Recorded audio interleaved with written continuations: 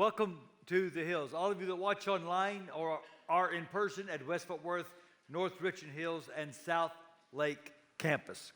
I want to again thank all of you that have been participating in our Renew offering, all of you that have given, all of you that are still planning to give for the hundreds of thousands of dollars that have been and will be given. We're in a series called The Way of King Jesus, looking at his message called the Sermon on the Mount. In a few weeks, we're going to hear Jesus say, you cannot serve God and money. But we're going to see that you can serve God with money. And that's what so many of you have done. And I just want to say thank you. Now, it doesn't matter whether you're online or in person today. Everyone is watching me on a screen. And that's because I am celebrating my 41st anniversary with my wife. We've gone on a trip together. Early in our marriage, we would have a big trip every 5 years. Well, last year we hit 40, and we decided, you know what? For every year that we make it from now on, we're going to do another trip and celebrate. So that's what we're doing today. That's why I'm on the screen. We're having a great time together. And no, I'm not going to tell you where I am, but I will see you soon. So, speaking of marriage, there are these two old men at a very posh, exclusive, expensive resort. They're on the first tee about to play a round of golf. A young woman walks up, kisses one of the old men on the cheek and says, I'm going to go lay by the pool for a while, then I'll meet you back in the room. She walks away. The other man says, who was that, your granddaughter? And he said, no, that's my new wife. Your new wife? How old is she? She's 27. How old are you? I'm 77. How did you get her to marry you? He said, I lied about my age. Oh, the other guy said, did you tell her you were 57? Oh, no, he said, I told her I was 97. Okay, we can all relate to that story, that there are few temptations more real than the temptation to not be real. In fact, did you know in some ways our economy is built on the appeal of inauthenticity? You've noticed, for example, how popular yoga pants have become. In fact, some of the most high-end fashion designers now are creating yoga pants. The sale of yoga pants has gone up 10 times higher than the actual number of people actually signing up for yoga classes. Because here's the thing. We all want to walk around in our athletic wear looking like we're about to go exercise, even though we're not exercising. Now, I know the clothes are comfortable. Let me give you another example. A couple of years ago, Nordstrom said, you can get our new muddy, rugged jeans for just $500 a pair. That's right. Jeans that had mud baked into them, so it would look like you were out working in the dirt when you actually weren't. Hey, it gets even more silly. Did you know there's such a product as spray-on mud? That's right. You got your big old gas-guzzling SUV. You want people to think you do more with that than just go to soccer games, and so you spray on some mud. So people will think, well, you know, he probably came from a off-roading event where he was chasing wild boars or something. Okay, the point is we all understand that there are few temptations more real than the temptation to not be real. And let's be real. Faith communities are especially susceptible to the pressure to not be real. And Jesus knew it. So look with me now, chapter 6, verse 1. Be careful not to practice your righteousness in front of others to be seen by them. If you do, you will have no reward from your Father in heaven. Now, Jesus has just finished a large section where he has put great emphasis on the importance of righteousness in his kingdom community. The kind of righteousness that goes deeper and goes wider than the kind of righteousness the religious leaders of his day were practicing. He says, your righteousness must surpass the kind of righteousness that you're witnessing from your leaders. And so he's given 6 examples. You have heard that it was said, but I say, and he's been teaching them, this is what surpassing righteousness looks like. So right after that teaching, Jesus knows he's got to give a warning. Be careful not to practice your righteousness in front of others to be seen by by them. In other words, Jesus is saying, don't confuse surpassing righteousness with impressing righteousness. That everything I just taught you about righteousness is not something that you go and you perform in front of other people. And what Jesus does is follow this warning with the longest discourse in all the Gospels about hypocrisy. Now, the word hypocrite in Jesus' day was not a bad word. It basically was just used to describe an actor, someone that put on a mask to play a part that wasn't really who they were. Now, today, when we use the word hypocrite, we're usually talking about someone who does not walk their talk. They say the right thing, but they do the wrong thing, and that is hypocritical. But when Jesus uses the word hypocrite, he's using it a different way. Not about someone that says the right thing and does the wrong thing. Jesus uses the word to talk about someone who does the right thing, but does it for the wrong reason. So let's listen now to King Jesus, who's going to describe how to be fake and the way to be real. So we'll start reading in verse 2 of Matthew 6. So, when you give to the needy, do not announce it with trumpets, as the hypocrites do in the synagogues and on the streets to be honored by others. Truly, I tell you, they have received their reward in full. But when you give to the needy, do not let your left hand know what your right hand is doing, so that your giving may be in secret. Then your Father, who sees what is done in secret, will reward you. And when you pray, do not be like the hypocrites, for they love to pray standing in the synagogues and on the street corners to be seen by others. Truly, I tell you, they have received their reward in full. But when you pray, go into your room, close the door, and pray to your Father who is unseen. And then your Father, who sees what is done in secret, will reward you. And when you pray, do not keep on babbling like pagans, for they think they will be heard because of their many words. Do not be like them, for your Father knows what you need before you ask Him. And then Jesus goes into a teaching on what real prayer is like, and we'll look at that next week. But skip down now to verse 16. When you fast, do not look somber as the hypocrites do, for they disfigure their faces to show others they are fasting. Truly, I tell you, they have received their reward in full. But when you fast, put oil on your head and wash your face, so that it will not be obvious to others that you are fasting, but only to your Father who is unseen. And your Father who sees what is done in secret will reward you. Okay, there's just so much here we need to unpack. And maybe the first observation we need to make is that King Jesus expects his subjects to give and to pray and to fast. In each instance, he did not say, if you give, if you pray, and if you fast, but when you give, and when you pray, and when you fast. Please note, Jesus does not say, boy, the temptation to be hypocritical is so great, so it would just be better if you didn't even bother with giving and praying and fasting. No, Jesus knows that commitment to these disciplines increases faith and builds spiritual strength, and he knows it because that is what it did for him. Remember, right before he gives this sermon, Jesus has been out in the wilderness praying and fasting for 40 days. Maybe the enemy thinks now he's weak and he's more susceptible to temptation. Oh no, Jesus was stronger than ever. 40 days of time with the Father. 40 days fasting. What is fasting? Fasting is saying no to my desires so I can say yes to the desires of God. Jesus was stronger than ever when Satan came along and said, here's something you might want to desire instead. Jesus said no. He was completely focused on God because these practices built spiritual strength.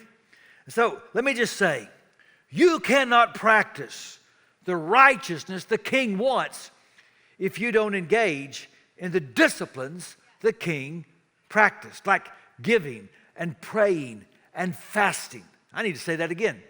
You can't practice the righteousness the King wants if you're not engaging in the practices the king himself engaged in.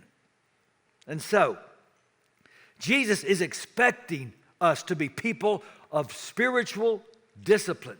Also, when we read these words of Jesus, he's not forbidding the public practice of spiritual disciplines. For example, Jesus commended a widow watching her give her 2 coins in public. He commended Mary, who very publicly anointed him with expensive perfume.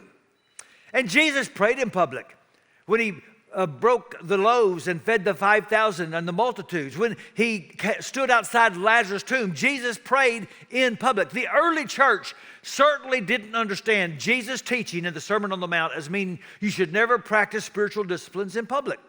They prayed in public. In chapter 1 of Acts, they prayed in public about who the next apostle would be.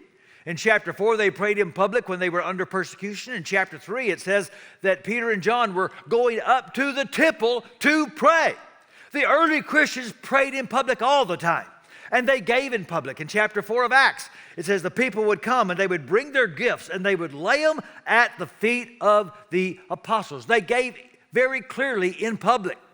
They fasted in public. Acts 13, the leaders of the church in Antioch are praying and worshiping and fasting when the Holy Spirit says, set apart Paul and Barnabas. And so they all knew that each other was fasting. Here's the thing. Allegiance to the king is always personal, but it is never private.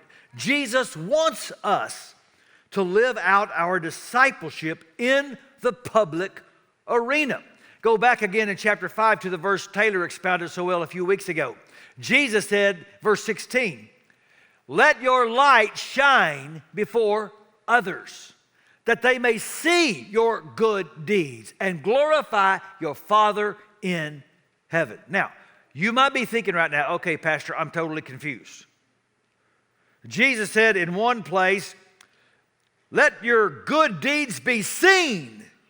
And now he says, make sure that no one sees your good deeds. I'm confused. I understand. And I think the key is the phrase that Jesus keeps using, to be seen. You see, the problem is not doing good things that are seen. The problem is doing good things to be seen.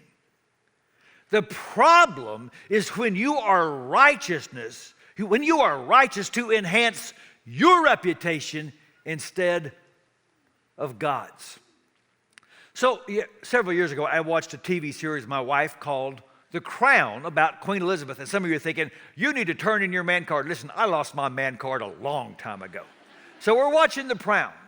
And there's this scene in one of the episodes where the Queen, Elizabeth, is out of the country, and she appoints Margaret, her sister, the princess, to stand in for her at several royal events. And Margaret, who always thought the Queen was too rigid, wanted to bring some flair to the moment. So she joked with the press, and she belittled dignitaries. And she gets a visit from the Prime Minister, Winston Churchill, who relieves her of her duties and says, when you are in public in official duties, you are not you. And Margaret said, of course I'm me. And he says, the crown. The people have come not to see you. They've come to see the crown. And what Jesus is calling us to remember is that it is the kingdom of God and the one who is on the throne that we are bringing people's attention to, not ourselves. That's not the kind of righteousness that most people saw in those days. Jesus said of the religious leaders in Matthew 23, everything they do is done for people to see. And we understand, maybe more than any culture since those days, the pressure of doing things to be seen. Think about it.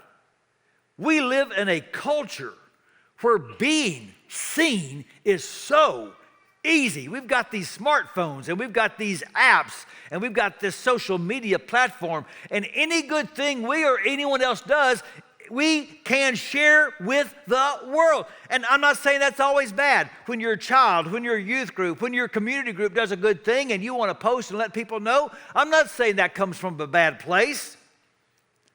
What I'm saying is, before you know it, we're starting to do things not because they are seen, but so they will get seen and so that we will get attention. As John Ortberg said one time, I know I'm supposed to be humble, but what if no one notices? This is not a problem we fix. This is a tension we navigate. To be public with our faith in a way that calls attention to the King and not to ourselves. And let's be real. It's not always real easy to do this. In fact, I don't think many people know that more than me. So I'm going to give you a personal testimony for just a moment. The Sermon on the Mount has been doing a job on me, but there's no part of it that maybe convicts me more than this part. Because think about it. My ministry, my primary identity to most people is very public. I literally stand on a stage. And the temptation to perform is so great. And I learned a long time ago as a minister, when you live to make people happy with you, their commendation and their affirmation can make you proud, and their criticism can make you despair. This is so hard. In fact, some years ago, I was preaching on this text about not doing things for Jesus in order to impress other people. And I had a line in the sermon that I thought was pretty good, and I said that line, and I remember thinking to myself, oh, that was pretty good. I wonder if they were impressed. And immediately, the Holy Spirit convicted me in my sermon about being a hypocrite. I'm up here talking about don't do things to impress people, and I'm wondering, is this impressing people? I'm just telling you, this will always be a tension for me to navigate. Never a problem I can fix. And it is for you too. We have never lived in a time where the temptation to post and promote is greater than now. How can we do good things that are seen, but not do good things to be seen? Well, I want to give you 3 takeaways that I think are going to help us. And here's the first. We need to remember this. Satan will always try to counterfeit righteousness. Just know that. There is no holy ground Satan will not attempt to trespass. And so, listen, Christian, if the enemy cannot tempt you to do the wrong thing, he will settle for tempting you to do the right thing for the wrong reason. We see this in the Bible in Acts chapter 5. It says that the people would bring their money to the apostles. There was a man that sold a field and brought it all to the apostles, and they were so encouraged, they named him Son of Encouragement. They named him Barnabas. Well, there's a couple that sees what's going on and thinks, that's cool. I'd like some of that attention too. So Ananias and Sapphira bring some money from property they had sold and brought it to the apostles. Now, they didn't give all the money, but they gave the impression that they did. And here's the thing. The problem was not that they didn't give all the money. The problem was they wanted to create the impression that they did in order to make an impression. And look what Peter says to them. How is it that Satan has so filled your heart?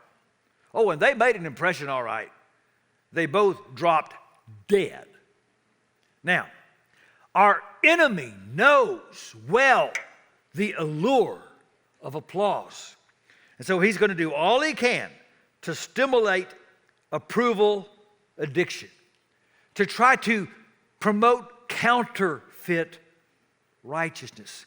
I know this is why some people are turned off by church. They see people that call themselves Christians, and they're just posing in order to make other people think well of them. We know this is a problem. But let me just say to all of you that struggle with that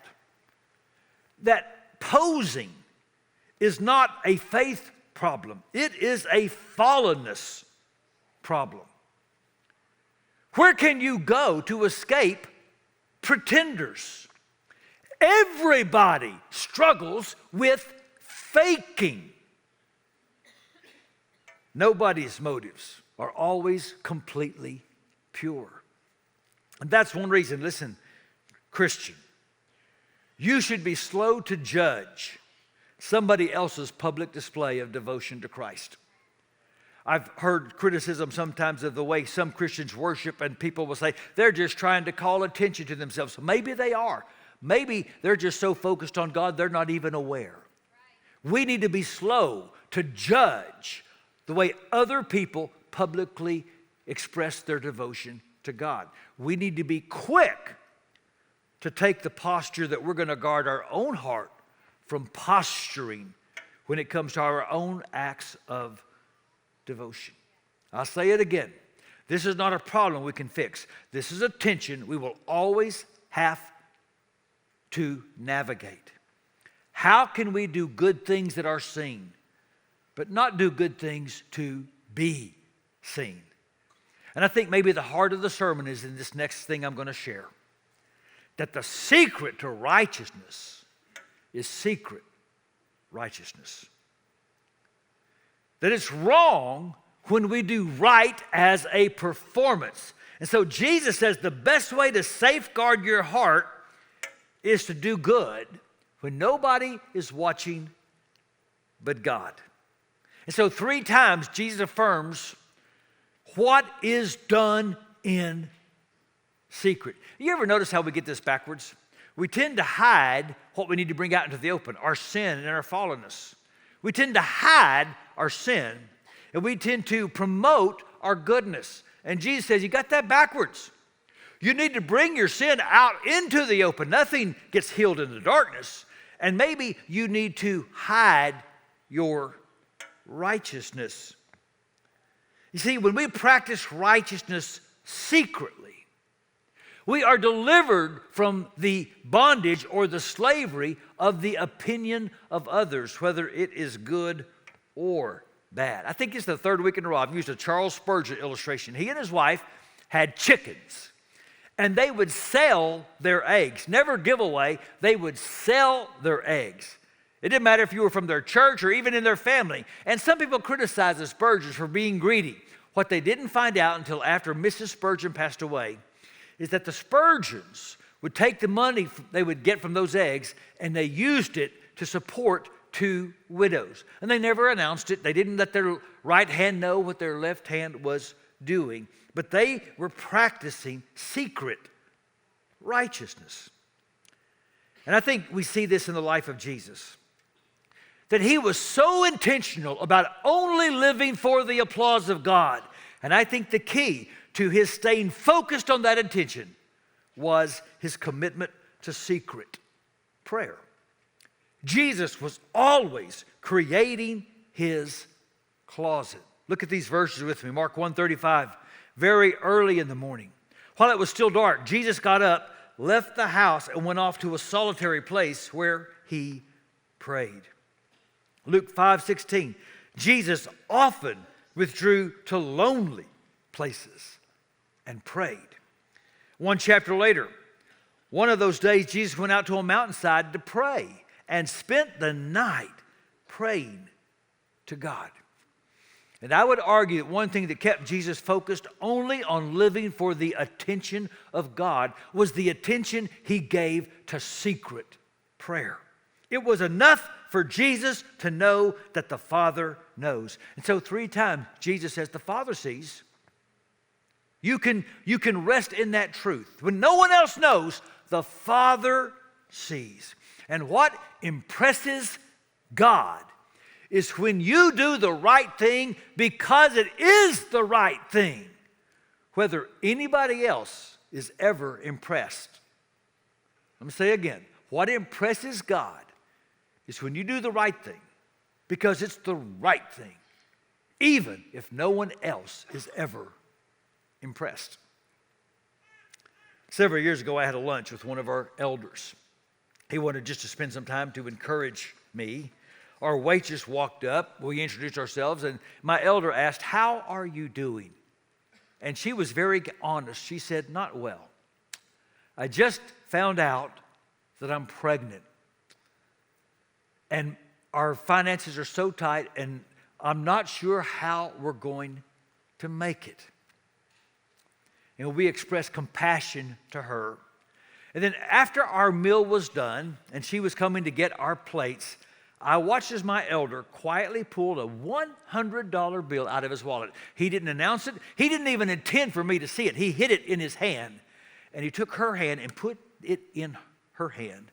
And he said, "God is going to be with you." He didn't promote it. He didn't announce it. He, I'm sure, didn't tell a single soul about it. But I saw it. And later in the parking lot, as we were walking to the car, he asked how I was doing. I said, "Well, I'm really concerned. Jamie might be pregnant, and I'm not sure how we're going to make it." Okay, I told you, I'm a work in progress. But I want to leave you with this big idea. The reward of righteousness is the attention of God. And so 3 times Jesus says, not only God sees you, but God will reward you. And what Jesus is saying is that it should be enough for us if only God sees, if God is the only witness. He says He'll reward you. How will God reward you? Well, He will increase your treasure account in heaven, which is the best investment you could ever make.